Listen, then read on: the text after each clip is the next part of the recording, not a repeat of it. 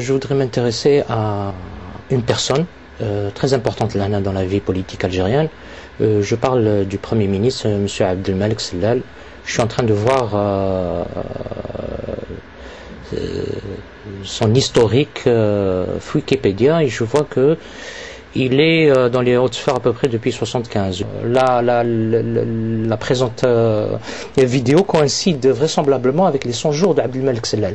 Et depuis le premier jour, je me rends compte plutôt, on a l'impression que M. Sellal découvre les rouages de l'État. Il demande aux entrepreneurs de lui dire où ça cale. Il est ébahi devant les procédures administratives et bureaucratiques. Là, je suis en train de lire dans un article du journal Tout sur l'Algérie, Sellal ordonne aux banques de simplifier la procédure d'ouverture de compte. Alors, en grosso modo, ce dont je me rends compte, c'est que c'est comme si M. Sellal a été parachuté et qu'il découvre du jour au lendemain tout ce désordre. Comme si avant il s'en est pas rendu compte. Bon, ma'linash, la alayna. Ce que je voudrais dire à M. Sellal, je voudrais lui poser une petite question. Est-ce que, sincèrement, M. Sellal, vous croyez que la simplification de procédures d'ouverture des comptes aux entreprises est le plus gros problème de l'économie algérienne? Je m'explique. Est-ce que vous croyez que depuis X temps, les entreprises algériennes ou bien la PME algérienne souffrent uniquement de l'ouverture des comptes?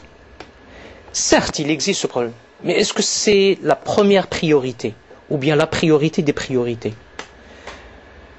Moi, ce que j'en tire comme conclusion, déjà, fait 100 jours à demain, moi je crois, et c'est une règle universelle. Peu, bimou'aountallah, qui veut peu. Ça veut dire quoi? Ça veut dire que si on reste comme ça, sans établir de stratégie, sans écrire sur du papier et dire voilà où on en est et voilà où est-ce qu'il faut qu'on arrive, on ne fera rien du tout. Tout ce que auquel on est en train d'assister, c'est du replâtrage et du bricolage.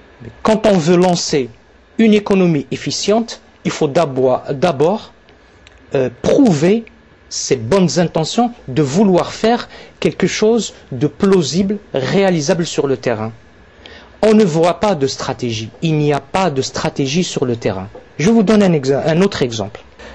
On veut relancer l'économie ou bien l'économie hors hydrocarbures. Il faut une stratégie. Il faut faire des choix. Et ces choix-là, pour répondre à cette question d'économie hors hydrocarbures, il faut mettre des outils, il faut prendre des décisions fermes. On veut relancer l'économie algérienne par le privé ou par l'État. Il faut d'abord protéger la production nationale. Vous allez en Égypte, tous les produits importés sont surtaxés à 300%. C'est notre droit le plus légitime étant un pays indépendant. Nous avons le droit de protéger notre marché. C'est la première des choses, si on veut faire quelque chose. La seconde, il faut mettre sur la table tous les ingrédients qu'il faut pour relancer cette économie. On ne peut pas faire de la shorba rien qu'avec de la tomate. Et la shorba locale, ce n'est pas de la soupe. On ne peut pas importer par exemple de la soupe, lui rajouter certains ingrédients et dire que ça peut remplacer la shorba. C'est des métaphores. Nous sommes dans une situation locale qui ne demande que des solutions locales. On ne peut pas importer des solutions et les mettre en pratique. Donc il faut d'abord protéger la production nationale de l'importation.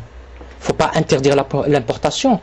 La seconde, moi à mon avis, qu'est-ce qu'il faut pour un chef de gouvernement pour qu'il convoque tous les importateurs algériens, qu'il leur dise vous avez 5 ans entre vos mains pour vous transformer en producteurs locaux. Le produit que vous importez, vous êtes obligé dans les 5 années à venir de le produire localement, ne serait-ce qu'à un degré d'intégration minimum de 1/4 ou d'un tiers. Vous êtes importateur de ce produit, eh bien, fabriquez-le. Et dans ce contexte-là, nous aurons et le transfert de technologie tant convoité, au Makash Mena. Un pays étranger ne vous transmettra jamais sa technologie. Il ne vous transmettra jamais son savoir-faire. C'est un patrimoine. Vous ne pouvez pas, dans l'esprit partenariat gagnant-gagnant, c'est du blabla. Comme on a protégé par exemple l'industrie des médicaments, pourquoi ne le ferons-nous pas pour les autres secteurs, y compris textile, l'agriculture? L'agriculture, chaque année, on voit en pleine période de production de pastèques, et on nous ramène des pastèques de Tunisie. Mais c'est quoi ce délire?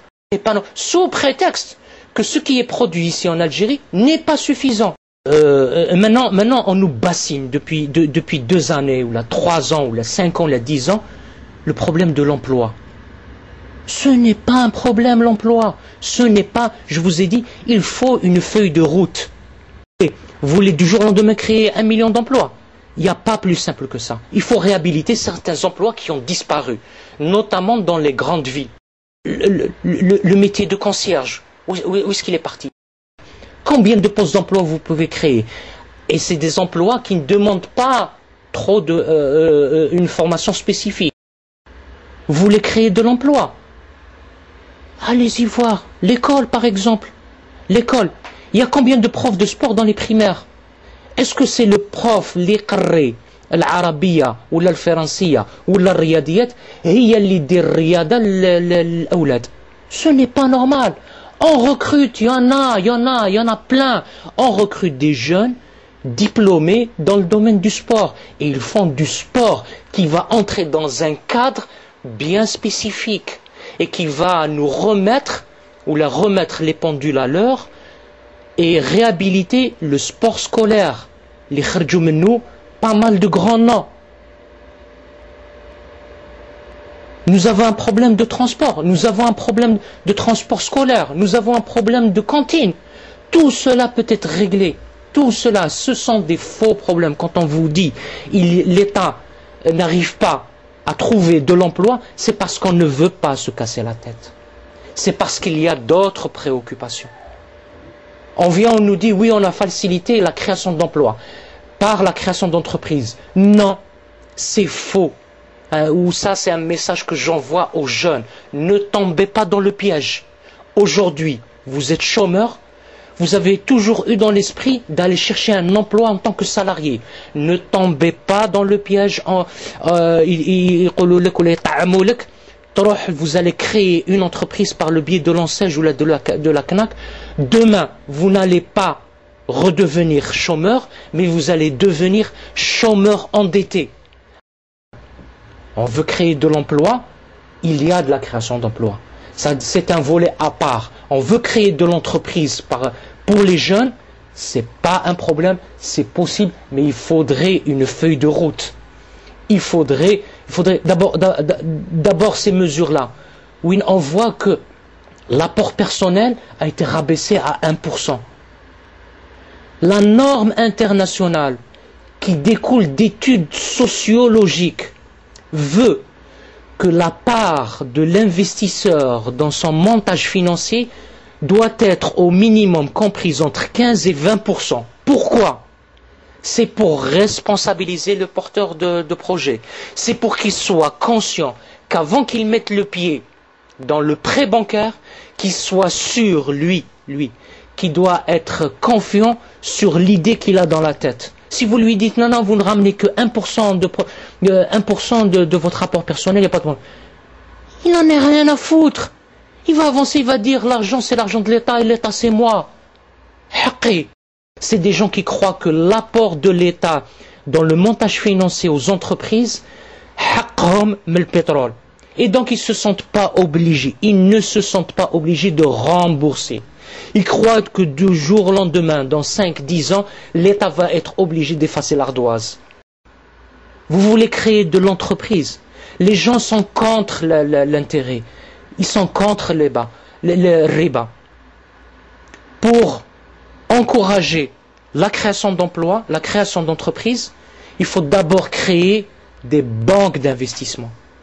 Pas les banques de tirelire qui servent de tirelire pour les ménages.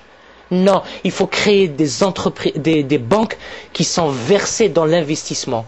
Ça veut dire quoi? Ça veut dire que ça va être des banques spécialisées uniquement dans la prise de risque. C'est cela, c'est pas la BNA ou la BDL qui m'a compte ça et je suis chef d'entreprise.